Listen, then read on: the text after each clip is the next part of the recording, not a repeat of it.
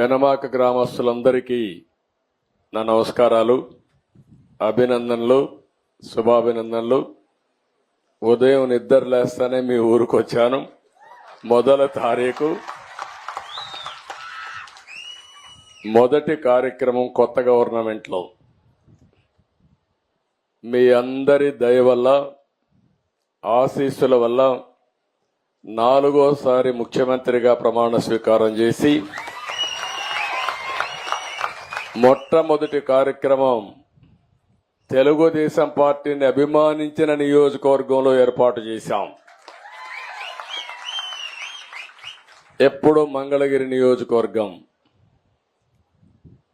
అనేక సందర్భాల్లో 1-2 సార్లు మిత్రపక్షాలకు ఇచ్చాం. ఒకసారి ఎంఎస్ఎస్ కోటేశ్వరరావు ఎమ్మెల్యే అయ్యాడు, రెండోసారి మిత్రపక్షం అయింది, సిపిఎం అయ్యారనుకుంటాను. 2 సార్లు తెలుగుదేశం, ఒకసారి 2 సార్లు మిత్రపక్షాలు అయ్యారనుకుంటాను. 10 ఎన్నికల్లో 4 సార్లు ఎన్నికైతే ఇటీవల కాలంలో 4-5 ఎలక్షన్లో గెలవడం లేదు. కానీ పోయిన ఎన్నికల్లో కూడా ఇక్కడ నిలబడిన మీ అభ్యర్థి లోకేష్ గారు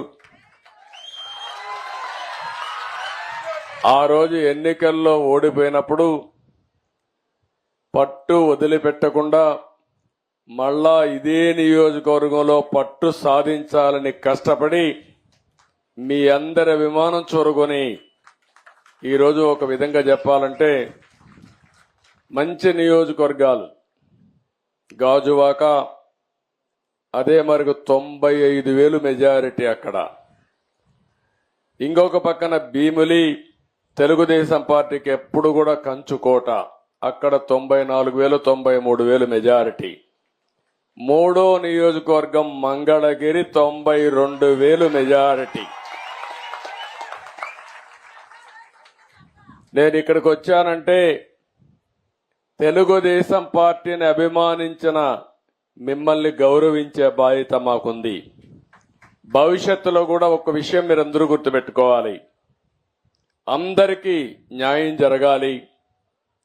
ఆ న్యాయం జరగడానికి తోడ్పాటునిచ్చినటువంటి నియోజకవర్గాలు గాని, గ్రామాలు గాని, వర్గాలు గాని తెలుగుదేశం పార్టీ సేవ చేయాల్సిన అవసరం ఉంది. అందుకని నా మొట్టమొదటి కార్యక్రమం పెనుమాకలో, మంగళగిరిలో పెట్టుకోవడం నాకెంతో ఆనందంగా ఉందని చెప్పి మీ అందరికీ తెలియజేస్తున్నా.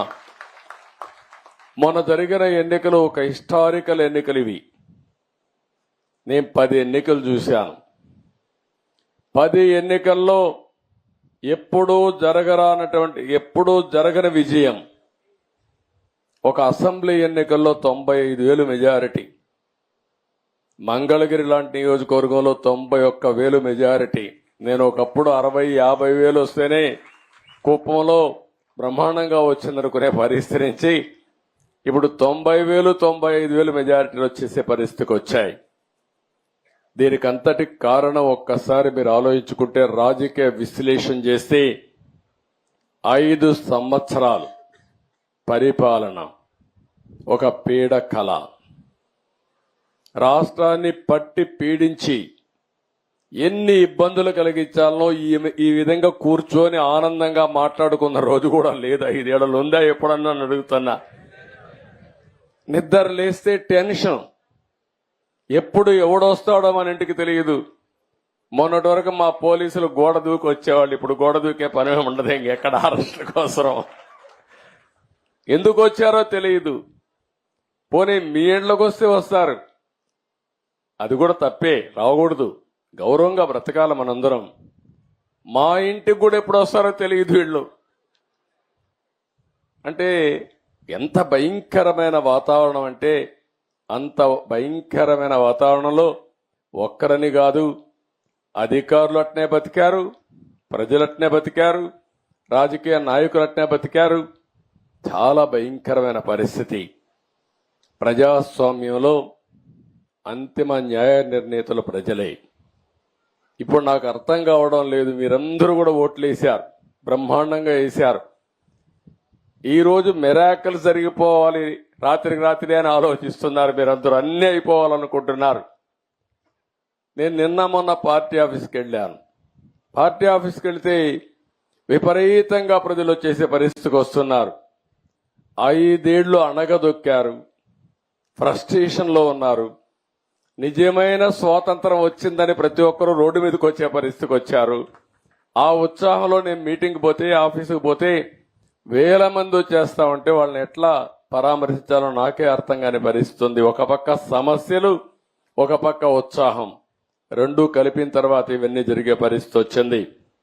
ఇంకొక పక్క మీరు ఒకసారి ఆలోచిస్తే అప్పులు ఎంతున్నాయో ఇంకా నాకే తెలియదు.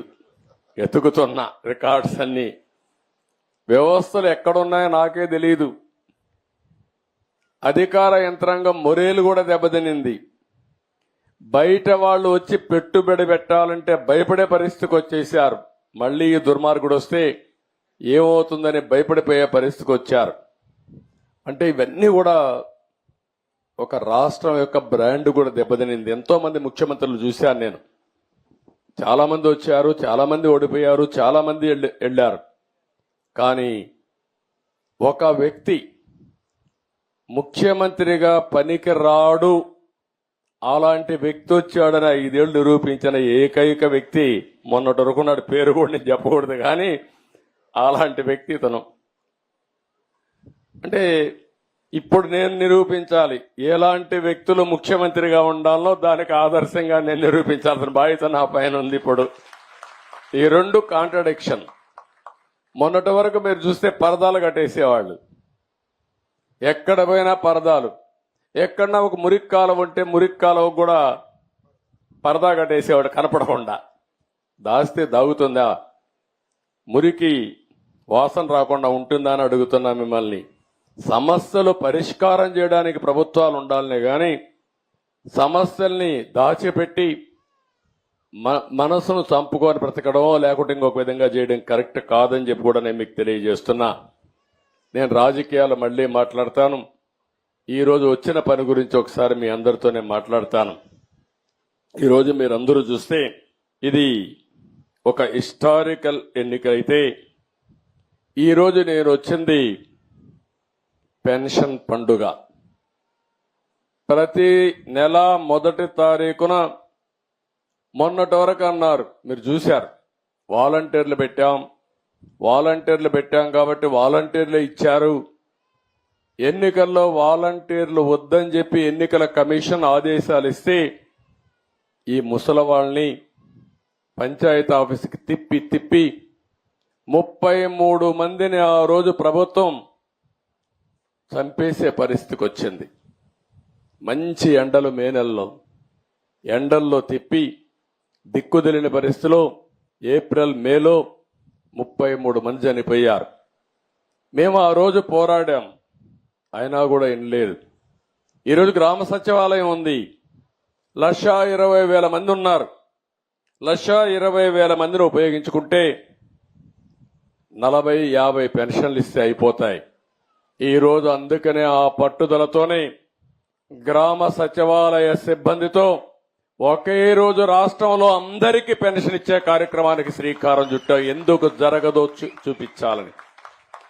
అంటే ఒక మోసం చేసినప్పుడు ఏదైనా సరే ప్రజాహితం కోసం పనిచేయాలి తప్ప చేసిందే రైట్ అని నిరూపించడానికి, లేకుంటే వేరే ప్రత్యామ్నాయం లేదని చెప్పడానికి ఆ రోజు మీ అందరినీ కూడా చేసే పరిస్థితికి వచ్చారు. దగా, మోసం, మాట్లాడితే అబద్ధాలు. నిన్న కూడా మీరు చూస్తూ ఉంటారు, అనునిత్యం 5 ఏళ్లు అబద్ధాలతో బతికారు, ఇప్పుడు కూడా అబద్ధాలతో బతకాలనుకుంటున్నారు. నా దగ్గర అది వీళ్ళ కాదు. వాస్తవాల్ని ప్రజలకు చెప్పి మీలాంటి అబద్ధాల కోరల్ని శాశ్వతంగా రాజకీయాలు లేకుండా భూసమాధి చేసే బాధ్యత తెలుగుదేశం పార్టీ, ఎన్డీఏ తీసుకుంటామని చెప్పి నేను మీకు తెలియజేస్తున్నా. ఈ సందర్భంగా ఒక మాట కూడా చెప్పాలి. మొన్న నేను, అదే మరి పవన్ కళ్యాణ్ గారు, ఇద్దరం కూడా ఎన్నికల ముందే జట్టు కట్టామంటే దానికి కారణం ప్రభుత్వ వ్యతిరేక ఓటు ఒక్కటి కూడా చీలకూడదని ఎప్పుడైతే 2 పార్టీలకు ఒక అవగాహనకు వచ్చామో ఆ రోజే ఎన్నికలైనాయనే అభిప్రాయంతో అందరూ వచ్చారు. ఆ తర్వాత బీజేపీతో కలిశాం. 3 పార్టీల కలయిక కూడా మీరు గుర్తుపెట్టుకోవాల్సింది ఈ రాష్ట్ర ప్రయోజనాలు ఆశించి ఇప్పుడుండే ప్రస్తుత పరిస్థితిలో ప్రజలు గెలవాలి, రాష్ట్రం నిలదొక్కోవాలన్న ఆలోచనతోనే చేశాం. నేను చేసింది, మేము చేసింది సరైన నిర్ణయమని కులాలకు, మతాలకు, ప్రాంతాలకు అతీతంగా బ్రహ్మాండంగా గెలిపించారు. నా చరిత్రలో ఎన్నో ఎన్నికలు చూశాను కానీ 11 సీట్లతో గెలిచింది వైఎస్ఆర్ కాంగ్రెస్ పార్టీ చూస్తే ఇది ఒక చరిత్ర. ఎప్పుడు కూడా ఇన్ని తక్కువ సీట్లు ఎవరికీ రాలేదు.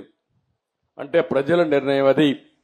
దాన్ని మేము ఇంకొకటి కూడా చెప్తున్నాను, మేము ఎప్పటికి కూడా ఇక్కడుండే మా నాయకులు, మొత్తం రాష్ట్రంలో ఉండే నాయకులు ఎప్పుడు మీకు సేవకులుగా ఉంటాం తప్ప పెత్తందారులుగా ఉండమని మరొక్కసారి మీ అందరికీ హామీ ఇస్తున్నా.